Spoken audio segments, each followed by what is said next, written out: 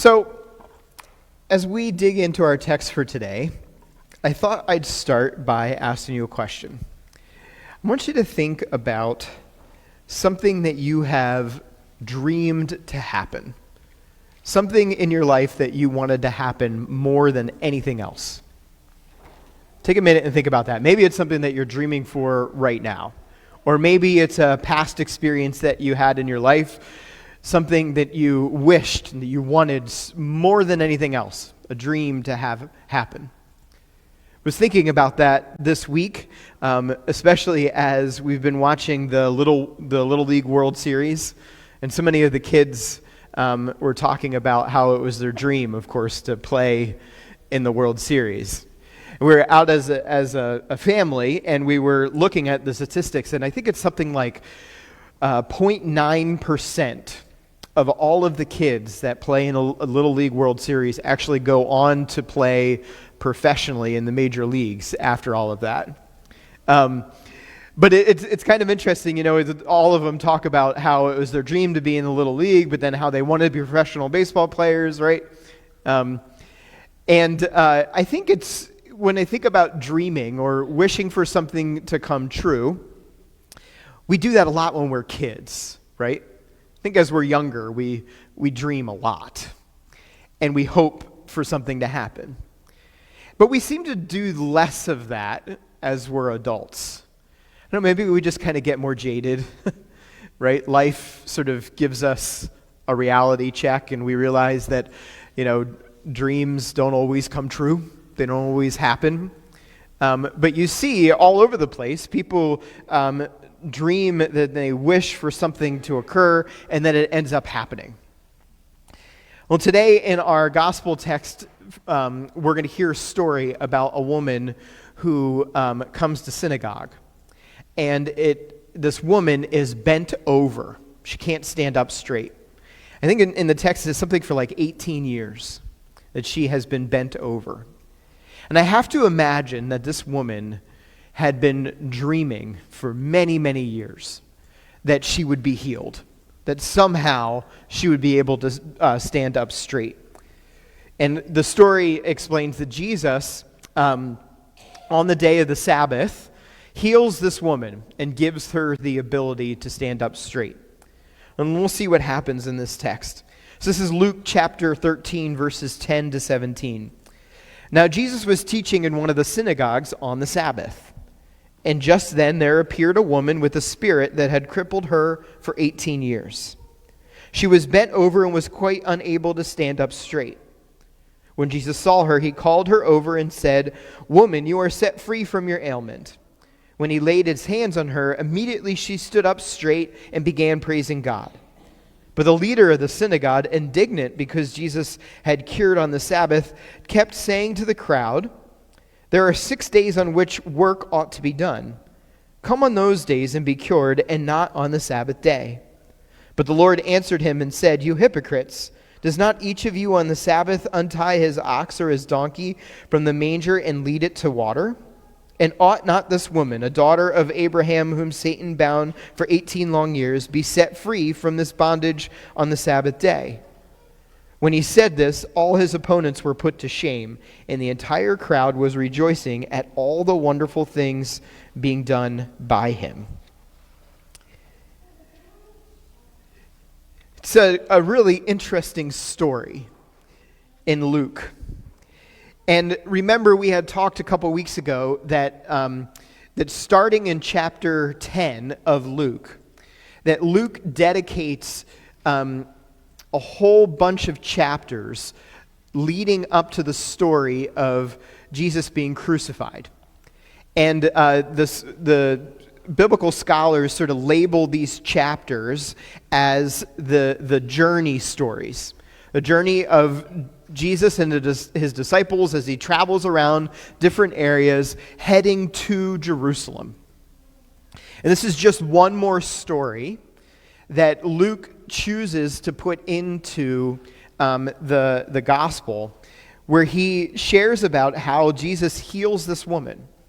Now, what's unique about this experience is that this woman doesn't approach Jesus and ask to be healed. She's just coming to synagogue like she had done probably every single day before that. But Jesus, seeing this woman bent over, stops what he's doing and goes over to her and he heals her. She doesn't ask for it. She doesn't look for it to be done. He just goes, he stops what he's doing, and he heals her. And what's fascinating about this is that people, seemingly, as they have responded to many of Jesus' miracles, should have been really excited about it. Should have been like, wow, look what Jesus has done, right? But instead, one of the leaders in the synagogue gets angry with Jesus because he had chosen to heal this woman on the Sabbath day. Let's go back to the dreaming part for a second. One has to imagine that for the past 18 years, that this woman had dreamed about being healed, about being able to stand up straight. Now, I want to be clear. It's not to say that anyone who is disabled can't lead a perfectly fulfilling life. But obviously, this was something that was important to this woman because Jesus took the time to stop what he was doing and go and be with her. And not only that, but we know that because this woman is healed, she goes off and tells everybody what Jesus had done. So she's obviously excited and feels supported and loved by God as a result of that. Now let's talk a minute about the response of the Jewish leader in the synagogue. We're really fast, really quick to sort of dismiss this guy, right? To say, oh, well, obviously he missed the boat. And why is he getting all upset, right? We can chastise him and criticize him for how he had responded. But I think it's important not to just dismiss the importance of Sabbath. And certainly within the Jewish law, Sabbath is really, really important. If we look at the Old Testament scriptures in the Torah, where the idea of Sabbath came about, it first came about, of course, in the story of Genesis and creation. We know that, right? Jesus creates everything, and then what does he do when he's done? He takes a break. He rests, right? But not only that, the idea of Sabbath comes up again in the laws in Exodus, where the command to take a break, to take one day of rest, was not only for just day-to-day people, but it was especially for slaves who would have never had the opportunity to rest. They would have had to do the work of whoever it was that there were the slave owners that told them that they needed to do the work. And so the laws that came from Moses to the people in Exodus gave the chance for slaves to have the opportunity to rest for a day. It was actually good news. It wasn't a punishment. It was something that they were looking forward to. It was something that was rewarding to them. Even today, I think, in our day-to-day lives, we try as best as we can to find a day of rest, a day where we don't have other things to do. How many of us are good at finding a day of Sabbath? James, Will, a couple of us, we do pretty good at it. I find the only opportunity that I get to actually have a day of Sabbath is if I put my phone up in my room and I leave it there. I don't answer it. But ultimately, as a pastor, I know that when I walk away from my phone on a Friday, which is usually my day off, that's my Sabbath day. You may not know this, but Sundays are not a Sabbath day for a pastor. Some people would say it's the only day we work, right? But Fridays are my day off, and so I know that when I put my phone off, especially if I turn it off, I'm going to get a phone call. Something's going to happen, right? And so almost always I will, at the end of the day on Friday, turn my phone back on and look at it. So I never actually get a full day of Sabbath, but it is really, really important to do that. Earlier this summer, my family and I went up to World's End State Park, where the Loyalsock State Forest is. There is no cell phone reception up there. So for a solid 5 days, it was Sabbath. It was wonderful. We all need rest. It's important. So what's going on here in this interaction between the synagogue, the leader in the synagogue, and Jesus? It wasn't that this leader in the synagogue was saying to Jesus, you shouldn't heal that woman. But what he was saying was, hey, Jesus, you could have done that any other day. Why did you choose the Sabbath day to do it? And in a way, I think he's kind of right. Seemingly, Jesus could have waited until the next day and saw this woman and healed her. Or seemingly, he might have seen her around town, but he chose to do it anyway. And I think the reason that Jesus chooses to do this is because the law and what the purpose of the law is. You see, the purpose of the law for all of us was that it is given as a gift by God for us to be able to grow closer to God through our faith. That abiding by the law gives us the opportunity to walk closer in our relationship with God. And one of those things that God commands us to do is to take a break. To take a step back from everything else that we have going on in our lives and to dedicate just one day, folks, one day to spending with God.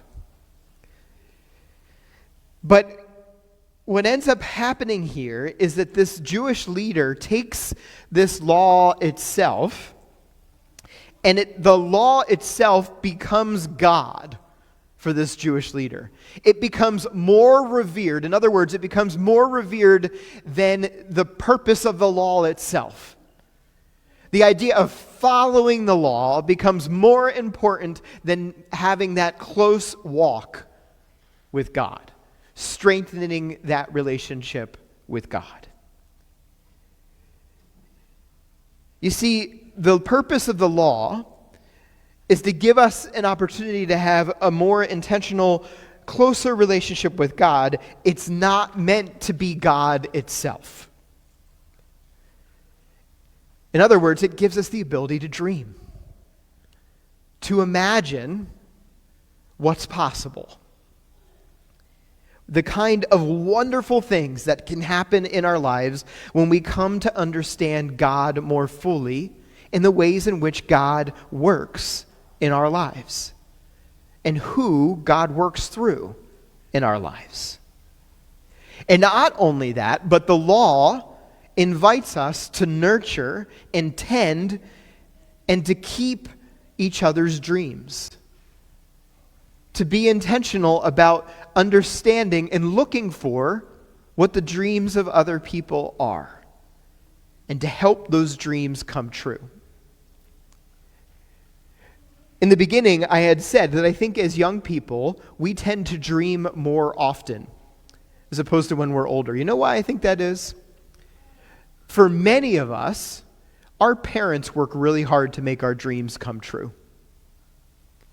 You know, you look at all of those kids, most of those kids in the Little League World Series, I can guarantee you that they have a supportive family behind them, taking them to practice on the regular basis, making sure that they have everything they need to train and to practice and do all of those kinds of things.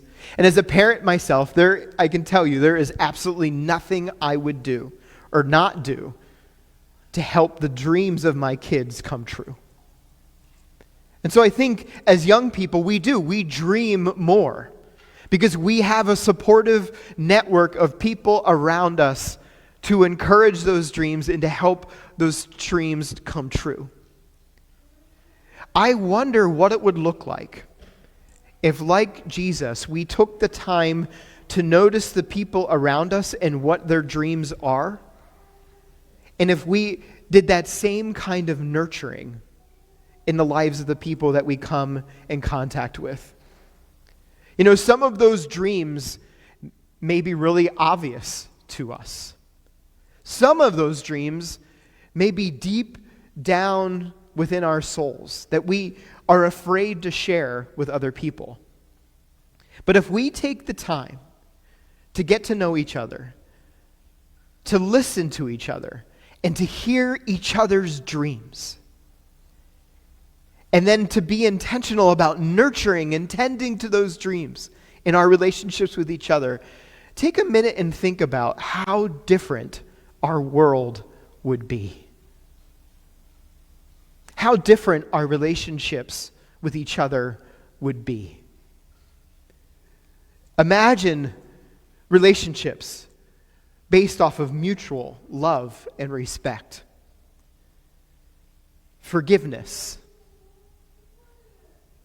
a goal of creating deep connection with the people around us, a heart for people who are disenfranchised or cast out in our society, pushed onto the margins for one reason or another, and a willingness from us to cast aside rules, societal norms, and the ways of doing things for the sake of relationships, for the sake of living love and sharing love with one another. Not allowing those rules and those norms to get in the way of what it is that God calls us to do and how God calls us to be in relationship with each other. And so, like Jesus, I want to challenge us to be dreamers. But not just dreamers, dream tenders, dream makers. An opportunity to be in relationship with each other and to help others' dreams come true. Amen.